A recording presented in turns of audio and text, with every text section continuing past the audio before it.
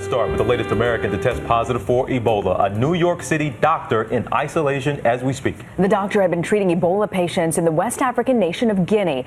He was out and about in New York before his temperature spiked yesterday morning. ABC's Lana Zak joins us live with the latest. Good morning, Lana. Good morning, Rena. This morning, the disease detectives have identified 4 close contacts that they are going to be actively monitoring. While the bowling alley that the patient recently visited is being completely scrubbed, they're taking no chances. Here in New York, the words no one wanted to hear. Today, testing confirmed that a patient here in New York City had tested positive for Ebola. Inside Bellevue Hospital, 33-year-old Dr. Craig Spencer, who had been in Guinea fighting Ebola for Doctors Without Borders. He returned to New York via Brussels last week. Early Thursday, his temperature hit 103 degrees, one of the first signs of Ebola.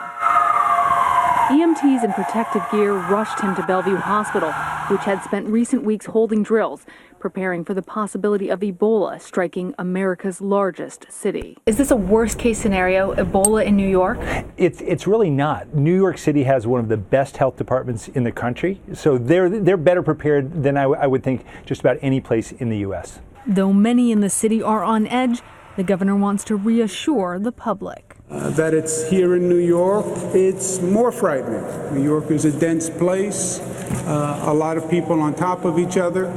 But the more facts you know, the less frightening the situation is. And even though we now know that Spencer took several subway trips, we're being told by public health authorities not to panic about that. It is extremely unlikely that he could have transmitted Ebola to anybody else on those trains. In fact, any sort of transmission from a dry surface to a person has never been found. Rena, TJ? Yeah, that's a good reminder. Lana, how is New York better prepared for this than, let's say, Dallas? New York, being an international city, was always preparing itself for this possibility. So it has been training all of its doctors, its health personnel, as well as its first responders. And they believe that they have put very strong protocols in place, including 8 different hospitals throughout the state that were ready to accept any Ebola patients. All right. ABC's Lana Zak for us this morning.